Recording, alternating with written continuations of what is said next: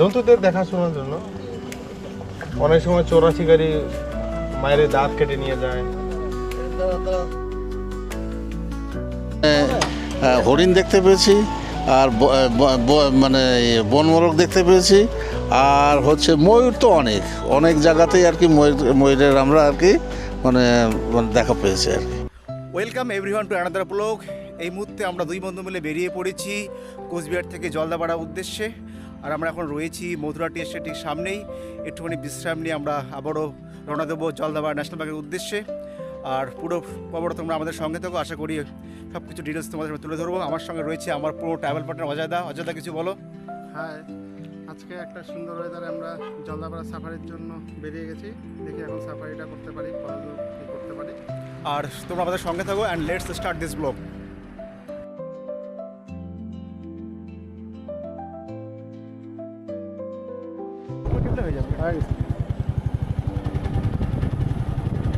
এখান থেকে একটা স্লিপ করতে হবে না। এখন চলেছি জলদাপাড়ার পথে।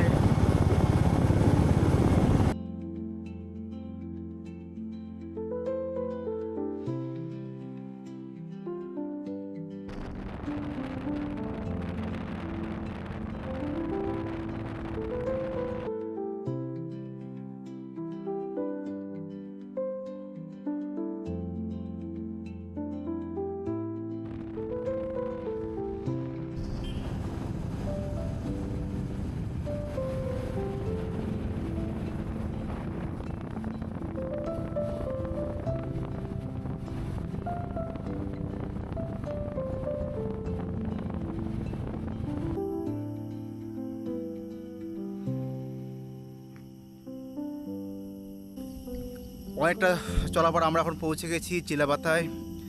আমার পেছনে রয়েছে চিলাপাতার গভীর জঙ্গল। একটুখানি বিশ্রাম নিচ্ছি এখানে।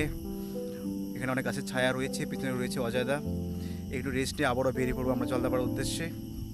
অজয়দা, কেমন লাগছে? দারুণ, কেমন এক্সপিরিয়েন্স? মারাত্মক মারাত্মক। এত সুন্দর রাইডিং আজকে হচ্ছে একটা সুন্দর দিনে। মেঘলা weather। আজকে ওয়েদার একদম না আছে সানি, না আছে ক্লাউডি, মানে এটা বাইক চালানোর জন্য পারফেক্ট।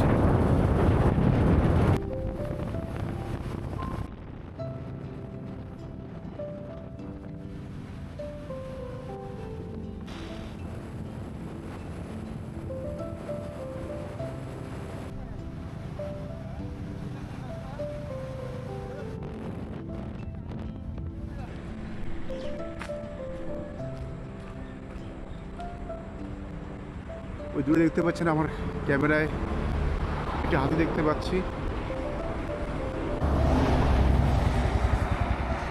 আমরা কতটা লাকি হাতি দেখতে পারলাম যে আজকে। অনেক লাকি। সত্যি আমরা খুব লাকি, এরকম মানে অন দ্য ওয়ে হাতি দেখতে পারে অনেকটা কিন্তু সৌভাগ্যবান বলতে পারেন। কিন্তু আমার ক্যামেরা কতটা জুম হচ্ছে জাস্ট দেখাতে পাচ্ছি। দেখুন একদম জঙ্গলের মাঝখানে হাতি দাঁড়িয়ে রয়েছে একটা। আমরা এখন চলে এসেছি মাদারিহাট। ফটো উঠবো।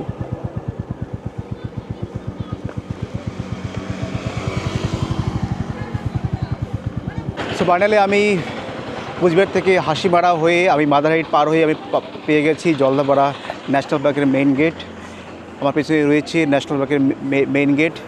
এই গেট দিয়ে কিন্তু হলং বাংলোর জিপ সাফারি হয়ে থাকে। দেখতে পাচ্ছেন আমার পেছনে অনেক কিন্তু ট্যুরিস্ট যারা রয়েছে তারা জিপ সাফারি করে বের হচ্ছে।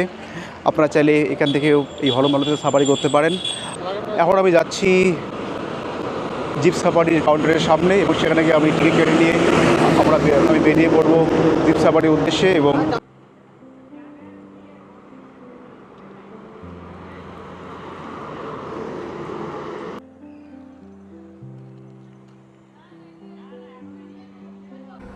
সো ফাইনালি আমি পৌঁছে গেছি জলদাপাড়া জিপ সাফারির কাউন্টারে। আমার ঠিক পেছনেই রয়েছে জিপ সাফারির কাউন্টার এবং সামনে সারিবদ্ধভাবে জিপগুলো দাঁড় করা রয়েছে। জলদাপাড়া জিপ সাফারির দুটো জায়গা থেকে শুরু হয়। একটা হলো শালকুমার থেকে, আরটি রয়েছে মাদারিহাট থেকে। আমরা মাদারিহাট থেকে আমরা জলদাপাড়া জিপ সাফারি করব, কারণ যেটা শোনা গেছে এই মাদারহাট থেকে কিন্তু যে সাফারিগুলো হয় এখানে কিন্তু অনেক ওয়াইল্ড অ্যানিমেল দেখার অনেকটাই চান্স থাকে। এই জন্য আমরা মাদারহাটকে বেছে নিয়েছি। আর একটা কথা বলে রাখি, জলদাপাড়া জিপ সাফারির মর্নিংয়ে জেনারেলি হয়ে থাকে দুটো শিফট, আর বিকেলে হয়ে থাকে দুটো শিফট। একটা রয়েছে 2 থেকে 4টে, 4টে থেকে 6টা। আমরা 4টে স্লট বেছে নিয়েছি। ঠিক পাশে কিন্তু রয়েছে ইয়ুথ হোস্টেল। ইয়ুথ হোস্টেলের সামনে কিন্তু ঠিক ডান দিকে কিন্তু রয়েছে জিপ সাফারি কাউন্টার। দেখতে পাচ্ছেন অনেক অসংখ্য ট্যুরিস্ট কিন্তু এখানে ভিড় করেছে, তারা জিপ সাফারিতে যাবে বলে। এবং ডকুমেন্টস বলতে গেলে শুধু যারা যাবে জিপ সাফারি 5 বছরের অ্যাবাভ 5 ইয়ার্স তাদের কিন্তু শুধুমাত্র আধার কার্ড জেরক্স লাগছে জিপ সাফারি করার জন্য। আর শুধুমাত্র একজনের দাঁড়াবেন লাইনে, তার জন্য অরিজিনাল আধার কার্ড শো করাতে হচ্ছে জলদাপাড়া জিপ সাফারি এই কাউন্টারে। এখন কাউন্টার খোলেনি, একটু পরে কাউন্টার খুলে যাবে।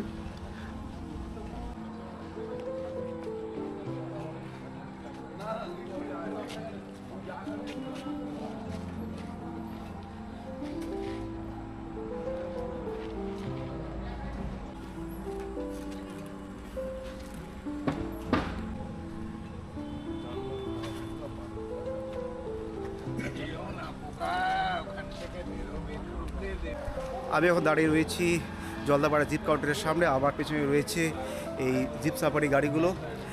একটা করে জিপ সাফারি কিন্তু ম্যাক্সিমাম 6 জনকে অ্যালাউ করে। তা 6 জনকে নিয়ে তারা পুরো জঙ্গলে জিপ সাফারি করায়। এবং এর guide charge including guide charge সহ কিন্তু 1750 টাকা নিয়ে থাকে জলদাপাড়ায় জঙ্গল সাফারি করার জন্য। এখন প্রায় ঘড়িতে 3:30 বাজে। আমাদের এই জিপ সাফারি কিন্তু বিকেল 4টায় শুরু হবে।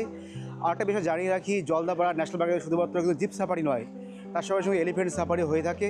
এলিফ্যান্ট সাফারির জন্য আপনাকে প্রথমে অনলাইনে স্লট বুক করার পর সেই স্লট বুকিংয়ের রিসিপ্ট কিন্তু দেখাতে হবে জিপ সাফারির কাউন্টারে। তারপর সেখান থেকে আপনাকে গাইড অফিসে গিয়ে সেখান থেকে গাইডের চার্জ দেওয়ার পর আপনাকে পারমিশন দেওয়া হবে এলিফ্যান্ট সাফারির জন্য।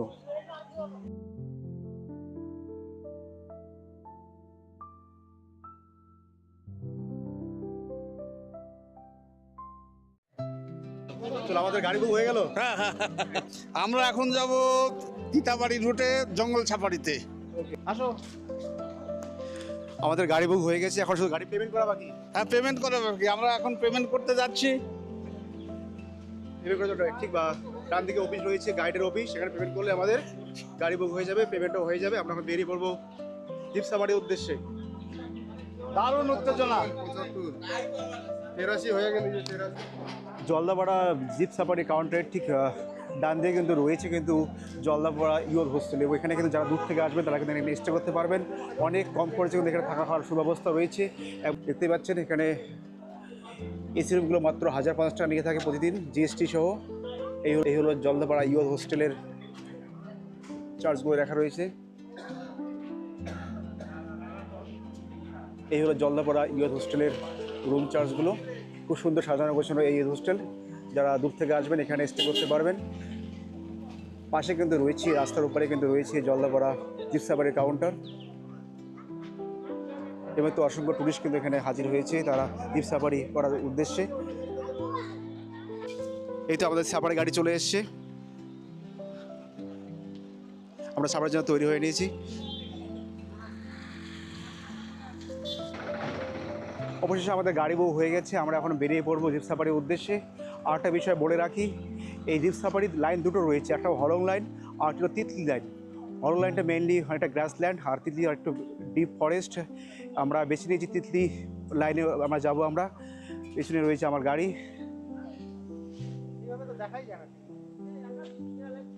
আমরা 4 জন মিলে একটা গাড়ি বুক করে নিয়েছি 1850 টাকার বিনিময়ে। একটু পরে আমরা সাফারিতে বেরিয়ে পড়বো আমাদের জলদাপাড়া জিপ সাফারিতে। সো ফাদার আমরা 4 জন বেরিয়ে পড়লাম। আমার সঙ্গে রয়েছে এক দাদা বহরমপুর থেকে এসছে, তার সঙ্গে আমাদের ম্যাডাম রয়েছে। আশা করি ভালো কিছু আমরা দেখতে পাবো, অনেক ওয়াইল্ড অ্যানিমেল দেখতে পারবো। সেই আশা নিয়ে আমরা বেরিয়ে পড়ছি জঙ্গল সাফারির উদ্দেশ্যে। So let's start. আমাদের সঙ্গে সামনে গাইড দাদা বসে গেছে, তিনি আমাদের আশা করি ভালোভাবে গাইড করবেন। বিভিন্ন রকম জঙ্গলে বিভিন্ন রকম কোথায় কী রয়েছে আশা করি তিনি আমাদের খুব ভালোভাবে আমাদের বলবেন। সেই আশাতে আমরা বেরিয়ে পড়ছি।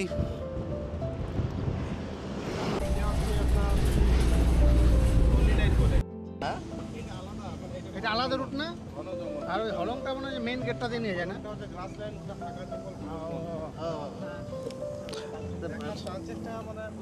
বেশি হয় যেহেতু ওটা ছোট ছোট জঙ্গল না, ফাঁকা জঙ্গল, অনেক দূরের জন্তুগুলো গন্ডার, বাইসন, হরিণ, হাতি, দল বেঁধে যেগুলো থাকে না, দূর থেকে দেখা যায়।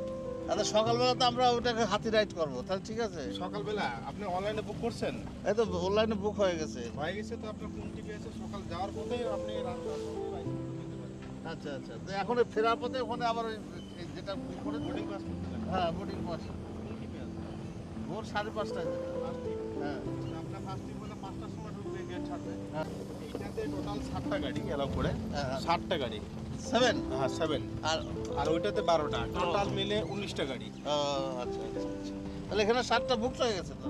হ্যাঁ আজকে মানে ওই সাইডটা 12টা গাড়ি অলরেডি ফুল হয়ে গেছে। আর এদিকে আর এদিকে ধরেন 7টা গাড়ি, হ্যাঁ মানে কোঠা নেই বলে এই সাইডে করছে। আর যদি মনে করেন ফাঁকা থাকতো অলংটা, তাহলে ওইদিকেই করতো। দুই সাইডেরই জঙ্গল।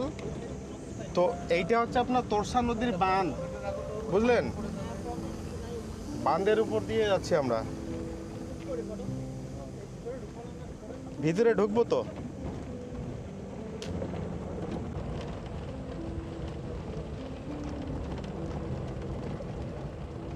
এগুলো হচ্ছে অ্যান্টি পোচিং ওয়াচ টাওয়ার। এগুলো স্টাফগুলো জঙ্গলের মানে রক্ষার জন্য থাকে ওখানে, ফরেস্টের স্টাফগুলো থাকে।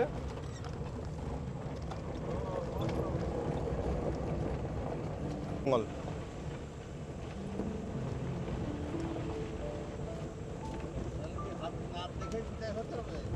না না, হাতিও পেতে পারেন, কোনো ঠিক নেই। 5টা বার নেই, গাড়ি এইভাবে যাবে এইভাবে আসবে।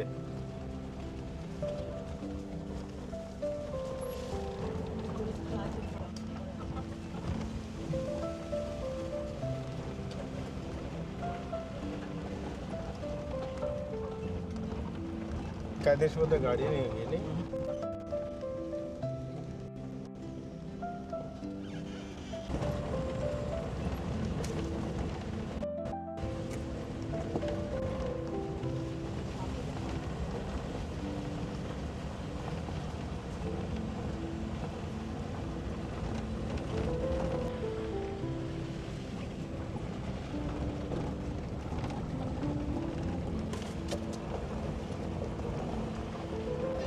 হ্যাঁ, আর এইটা হচ্ছে এই যে আপনার পিস করা যে রাস্তাটা আছে, এইটা টোটো পাড়া যায় এখান থেকে। এখান থেকে টোটো করা যায়। হ্যাঁ, এই রাস্তা দিয়ে। হ্যাঁ, এই টোটো পাড়া। হ্যাঁ, এই রাস্তা দিয়ে আপনাদের নিজস্ব গাড়ি নিয়ে যেতে পারেন বা বাইক নিয়ে যেতে পারেন। হ্যাঁ, আমরা কি আবার এই রাস্তাটাই ফেরবো? এই রাস্তা দিয়ে ব্যাক আমাদের। আবার এই রাস্তাটাই? হ্যাঁ, ঢুকবো আরো না, ওদিকে দেয় না যেতে।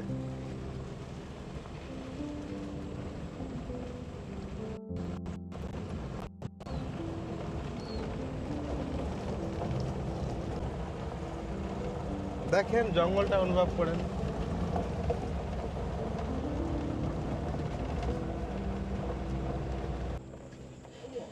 দুটো আছে, দুটো।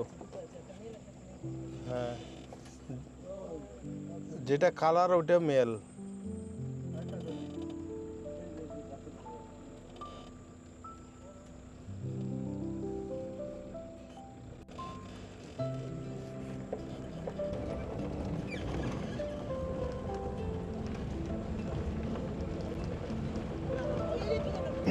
এর থাকে। স্টাফ থাকে? হুম, রাত্রেও থাকে? টুরিস্টের জন্য না, এগুলো রাত্রেবেলা স্টাফ থাকে এখানে। রাত্রিবেলা থাকে? হ্যাঁ, এটা ওয়াচ টাওয়ার। স্টাফগুলো থাকে, ফরেস্ট ডিপার্টমেন্টের স্টাফগুলো রাত্রিবেলা? রাত্রেবেলা থাকে। এদের বাথরুম টাথরুম পেলে উপর থেকে করবে, তাই নাকি? উপরে আছে তো গাড়িতে করে, ফরেস্ট ডিপার্টমেন্টের গাড়িতে। কটা নাগাদ এদেরকে দিয়ে দেয়? ওদের ধরুন 8টা 9টার দিকে আসবে রাত্রে। আচ্ছা আচ্ছা। তারপরে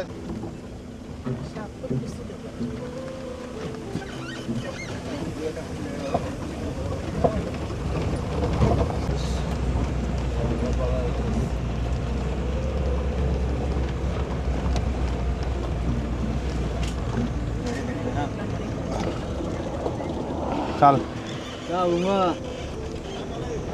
মনে নেই।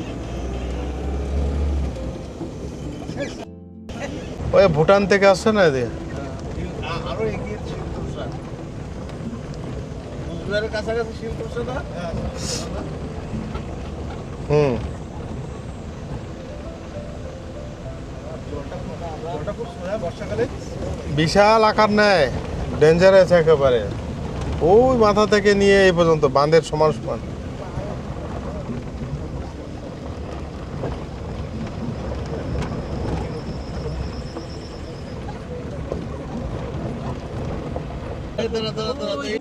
হ্যাঁ, এটা কোন কি হাতি? যখন কেন টহল হচ্ছে এরকম করে? জন্তুদের ওদের মানে দেখাশোনা অনেক সময় ইনজোর্ড হয়ে থাকে না, ইনজোর্ড হলো কিনা চিকিৎসা করার হ্যাঁ। দরকার হতে পারে। এমন ক্যানেলে পড়ে থাকে, উঠতে পারে না। তাই না? হ্যাঁ, যখন টহল কেন দেয়? জন্তুদের দেখাশোনার জন্য। অনেক সময় চোরা শিকারি মায়ের দাঁত কেটে নিয়ে যায়। দাঁড়া দাঁড়া।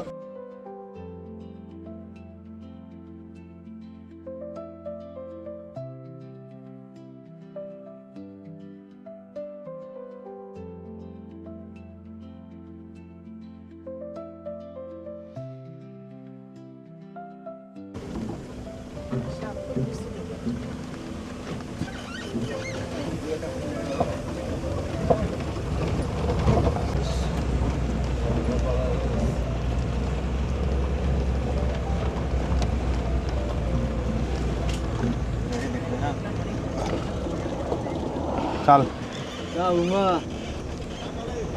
মনে নেই।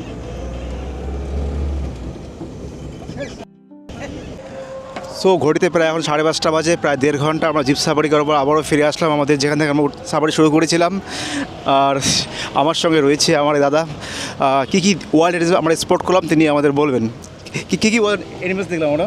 আমরা কয়েকটা হাতির পাল দেখলাম, কিন্তু তিতলি ফরেস্টটা যেহেতু খুবই গভীর জঙ্গল, সেখানে আমরা মানে হাতি পূর্ণাঙ্গ রূপে দেখতে পাই না, কিন্তু হাতির জঙ্গলের ভিতর বিচরণ করছিল সেটা আমরা দেখতে পেয়েছি। এছাড়া মানে আমরা কিছু মানে হরিণ দেখতে পেয়েছি, আর মানে বনমোরগ দেখতে পেয়েছি, আর হচ্ছে ময়ূর তো অনেক অনেক জায়গাতেই আর কি ময়ূরের আমরা আর কি মানে দেখা পেয়েছি আর কি। সব মিলিয়ে আপনার এক্সপিরিয়েন্স কেমন হলো? খুবই ভালো, খুবই থ্রিলিং এক্সপিরিয়েন্স হলো। আর যেহেতু এটা তিতলি খুবই ডিপ ফরেস্ট, হ্যাঁ, এখানকার হাতিগুলো দেখে মনে হলো একটু ছোট টাইপের। আর হচ্ছে যেহেতু গভীর জঙ্গলের ভিতর তারা বিচরণ করছে, তাদের এক্স্যাক্টলি আর কি পূর্ণরূপে দেখা যায় না, কিন্তু আমরা দূরের থেকে তাদের আমরা লক্ষ্য করেছি, তারা সব ঘুরে ফরেস্টের ভিতরে আছে আর কি। একদমই দাদা ঠিক বলেছে, ডিপ ফরেস্ট হয়, হাতিগুলো স্পট করে গেছে, অনেক দূর থেকে স্পট করেছি আমরা। এবং রিভিউ দিচ্ছে অজয়দা। অজয়দা কেমন লাগলো জিপ সাফারি করে? দারুণ একটা অভিজ্ঞতা। আর জলদাপাড়াতে অনেক দিন থেকে আসার ইচ্ছা ছিল, সাফারিটা করে খুব ভালো লাগলো। কিন্তু সেরকমভাবে যে আশা করেছিলাম যেরকম বন্যপ্রাণী দেখবো সেরকম দেখতে পারিনি। দেখা যাক পরের বার আবার দেখা যাবে, এসে আবার যদি দেখতে পারি কিছু। আমার এই সম্পূর্ণ জিপ সাফারির সঙ্গে যিনি গাইডরা ছিলেন তিনি আমাদের সঙ্গে রয়েছেন। দাদার নাম কি? পাইলট রাভা। এই দাদা আমাদের সুন্দরভাবে পুরো জলদাপাড়া তিতলি রেঞ্জের আমাদের পুরোভাবে সুন্দরভাবে ঘুরিয়েছেন এবং আমাদের খুব ভালোভাবে প্রপারলি গাইড করেছেন। দাদার ফোন নাম্বারটা বলবেন। 9609784408। দাদার ফোন নাম্বার তোমরা নিয়ে রাখো, যদি তোমরা আসতে চাও তো দাদার সঙ্গে যোগাযোগ করতে পারো। আর বলছি দাদা, এখানে জঙ্গল সাফারির টাইমিং কী আছে? টাইমিং হচ্ছে সকালে আপনার ওই 5:30 জিপ সাফারি, তারপরে সেকেন্ড ট্রিপ হচ্ছে 7:30, তারপর দুপুরে 2টার সময়, আর বিকাল 4টা। দিনে 4 শিফট হয়। আমাকে আরেকটা বিষয় বলুন যে হাতি সাফারি যেটা হয়ে থাকে সেটা কীভাবে হাতি সাফারি করা যায়? ওটা অনলাইনে বুক করতে লাগে। অনলাইন বুক করার পর আবার কী করতে হয়? এইখানে আপনার বোর্ডিং পাস করতে লাগে। আগের দিন হ্যাঁ, বিকালবেলা 6টার সময় এসে বোর্ডিং পাস করতে হয়। বোর্ডিং পাস করে তারপরে সকালবেলায় আপনার ওই মেন গেট দিয়ে ঢুকতে লাগে। আচ্ছা দাদাকে থ্যাংক ইউ। আর যারা আমি দাদার ফোন নাম্বার দিলাম, যারা আসতে চাও জলদাপাড়া জিপ সাফারি, দাদার ফোন নাম্বার নিয়ে রাখো, আর দাদার সঙ্গে যোগাযোগ করে আসতে পারো সবাই। মূলত যে কথাটা আপনাদের বলবো, তিতলি যে সাইডটা রয়েছে প্রচণ্ড ডিপ ফরেস্ট হয়, কিন্তু সেরকমভাবে ওয়াইল্ড অ্যানিমেলস রয়েছে, কিন্তু সেগুলো স্পট করা মুশকিল। দেখা যায় অনেক ওয়াইল্ড অ্যানিমেলস, সেগুলো সব মিলিয়ে একটা দারুণ অভিজ্ঞতা ছিল আমার এই জলদাপাড়া জিপ সাফারির ভ্রমণটা। আপনারা যারা আসবেন অবশ্যই ঘুরে যান জলদাপাড়ার এই জিপ সাফারির অভিজ্ঞতা নিন। এরপর আমরা আবারও আসবো, এরপর এসে আমরা এলিফ্যান্ট সাফারি করব এবং তার সঙ্গে সঙ্গে হলংবাং রাইড এর জিপ সাফারি করব, সেই পর্ব আপনাদের সাথে তুলে ধরবো। সবাই ভালো থাকুন, আর এখানে শেষ করছি এই পর্বটি। আর যদি আপনাকে জানার থাকে এই জলদাপাড়ার এই জিপ সাফারির ব্যাপারে আপনারা অবশ্যই কমেন্ট বক্সে প্রশ্ন করুন। আর এখানে শেষ করছি এই পর্বটি। সবাই ভালো থাকবেন, ধন্যবাদ সবাইকে।